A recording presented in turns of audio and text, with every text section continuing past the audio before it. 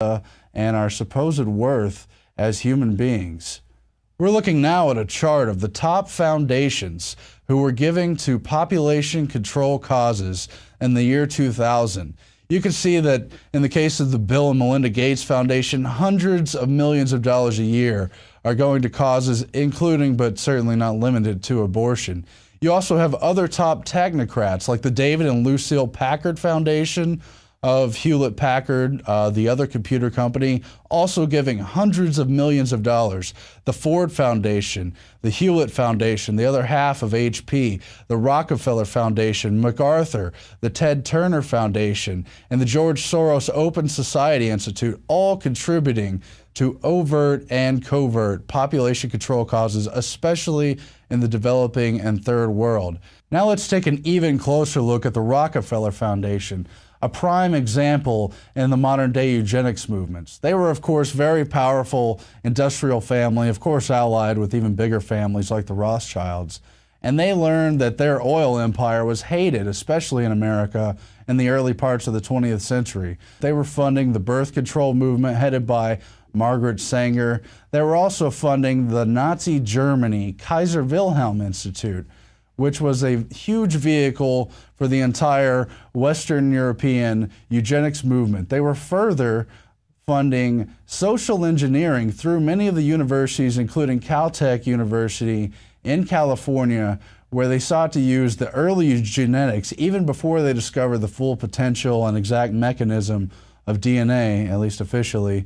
And they were using some of the most famous scientists in the world to pursue research and development towards the biochemical engineering of man, to remake him into a compliant and willing servant of the state. They were literally using the emerging genetics and DNA information, what they knew about breeding in the genome, to produce the sort of citizens they wanted in what was already becoming the post-industrial world. You see, after the rise of machinery and centralized technology, the modern state, human labor lost its premium. It wasn't worth as much. And you look at where we are today in the 21st century with everything robots and nanotechnology and the sort of Ray Kurzweil vision of the future promises, and you can see that human beings as we know them, especially the masses, are not considered to be worth any more than the papers on this desk. They're just scenery, something to be kept if a good socialist government wants to keep after them, or to be just ruthlessly exterminated under this eugenics system. So the Rockefellers have been part of that, and even after the war, they used the environmentalism vehicles, the carbon tax vehicles, and especially the vaccines and genetically modified food vehicles to target humanity from the perspective of his biosphere and from the perspective of within his and her own body. It's disgusting, ladies and gentlemen, but we could see that this global apparatus, which is tracking the population and seeking to control it, has been all over the world in an organized manner. So right now we're going to go to a clip showing you how the family planning vehicle, which sounds quite innocuous, contraception, kind of somewhat reasonable choices in reproduction, became a vehicle of tyranny. Let's go to that clip. And since the war, industrialists have been taking a deep interest in fertility control. As a part of industry-sponsored programs, health and welfare specialists go to workers' homes. Gradually, these programs break down shyness, until at neighborhood meetings, birth control instruction begins. The government discusses it openly in magazines, newspapers, and films. Aided by interested industrialists, by a wise government, and by their own educated choices, they are deciding to keep families small. This is one of the few rural-based family planning programs in the state of Madras. Using posters and other aids, Padma describes the problem in personal terms. Family planning may be the key to solving India's food problem. Fewer children mean more money, which means more food, better clothes, and education, even more love.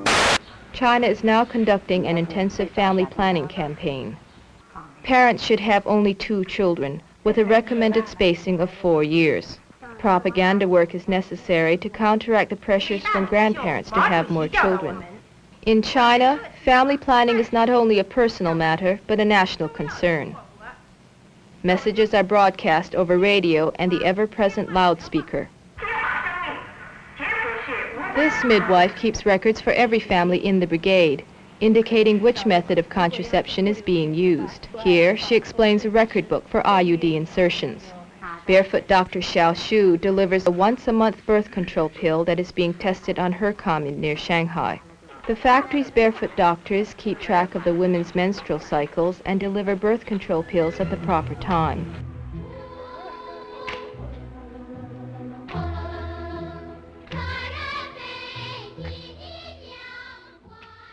Ladies and gentlemen, you just saw clips from several different countries, China, India, Japan, all as part of this global family planning and Planned Parenthood movement. Now, there's the abortion component, which is, of course, extremely controversial, and there's the whole left and right and pro-choice and pro-life movement contained within that. And then there's the mostly less controversial contraceptives, so-called spacing of children issues. None of that is the direct issue. The real issue is that these industrialists have taken the official overt United Nations UNESCO vehicle and inputted their personal agenda into it. You see, the Rockefellers had the Population Council started in the mid-50s by John D. Rockefeller III, brother to David Rockefeller and Nelson Rockefeller, the former vice president.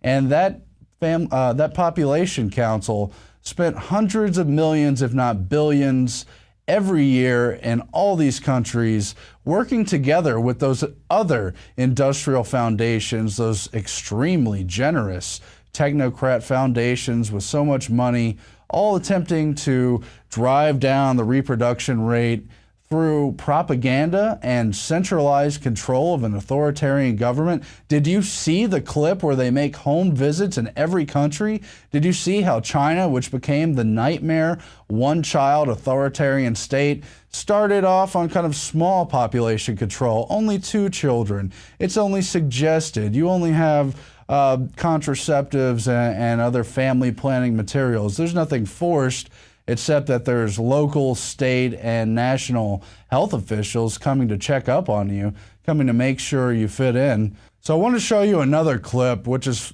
of Taiwan and its particular family planning case study.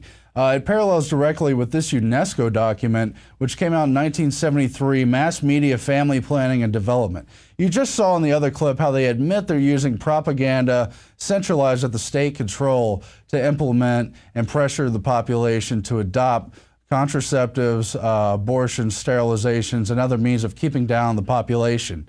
Now, when countries like China get out of control, you have to also look at countries like India, which were sold on the soft approach, but then all these abuses happened afterwards. There were compulsory sterilization. There were mothers who were not informed that they were getting sterilized.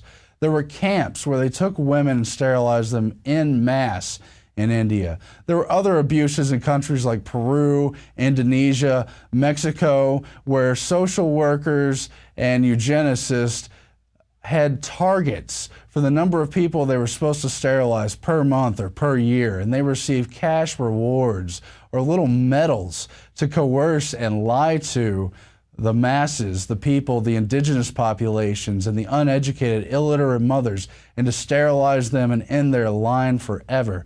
Let's go to that clip now and see what the soft approach looks like. But don't forget what the tyranny looks like too.